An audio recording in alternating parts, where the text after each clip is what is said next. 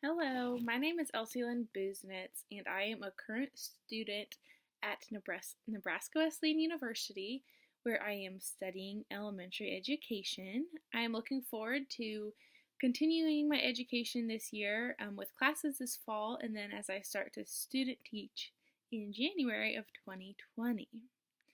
So, if I had to talk about a teacher who impacted my life, I'm very thankful that I could rattle off a list of so many teachers that have positively impacted my life.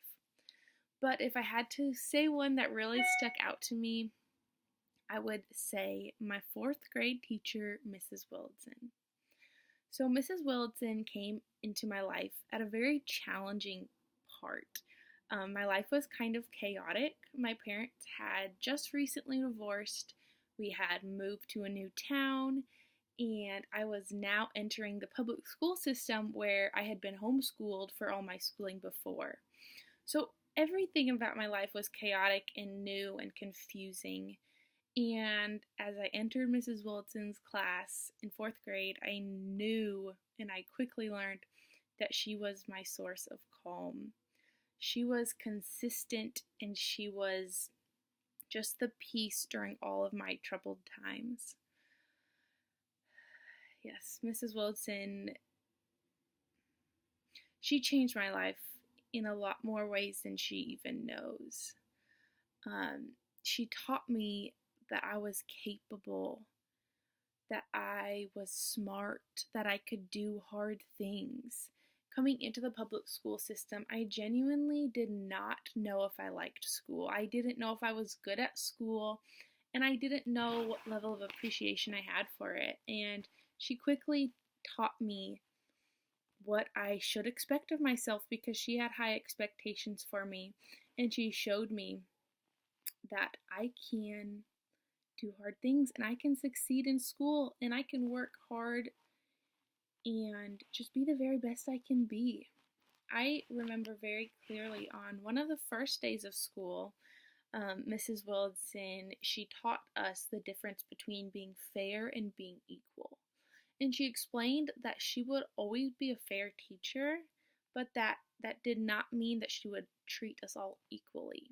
She knew that we had different strengths and she knew that we had different needs and weaknesses, and she really catered to those needs. She gave us the attention that we needed, and she gave us the extra help that she needed while still knowing how to push us outside of our comfort zone and push us to be the very best we can be.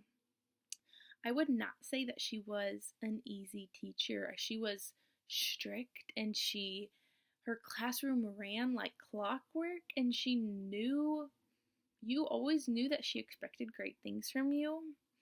But she was very understanding, and she always left room for fun and for conversations to be had. Two memories that really stick out to me with Mrs. Wilson is one time I was reading a book. I loved to read, and I was reading this book, and she kind of told me, she said, "You can read that book, but I want you to read more challenging books. I want you to read books that are harder than that." And that just really stuck out to me because I realized that she really knew me and she saw me and she saw what I was doing and she expected a lot from me and she thought that I could do more than I was doing. And that challenge really inspired me to work hard and to challenge myself. Another way that she challenged me was, I remember during math we were learning long division, and I had actually already learned long division in my homeschooling experience, and she kind of gave me a small leadership role with some of our higher achieving students, and I kind of was able to help them through the process. And that leadership role again just really showed me that she was paying attention to the work that I was doing, and she believed in me and believed in what I could do. And I think essentially as an educator, that's what she inspired me to be. She inspired me to be somebody's Mrs. Willardson, somebody who would teach children that they can do hard things, They can overcome obstacles. They can work hard. They can challenge themselves, and they can expect high things from themselves. But not only that, is that they can be okay with mistakes. I remember a few times Mrs. Wilson would change her mind about how she wanted to do something, and she would kind of talk through with us that she decided, actually, I think there might be a better way to do this. And she would talk through that process of changing your thinking to a better way of thinking. So she showed us that to expect greatness from yourself, you have to be okay with changing your thinking and with learning from your mistakes. And I think that as an educator, I just really want to inspire students to work hard and to be the best that they can be. I know that sounds cliche, but it's true, because we are so capable of so much. And sometimes it just takes one voice to speak that life into us. And I hope that I can do that. Thank you.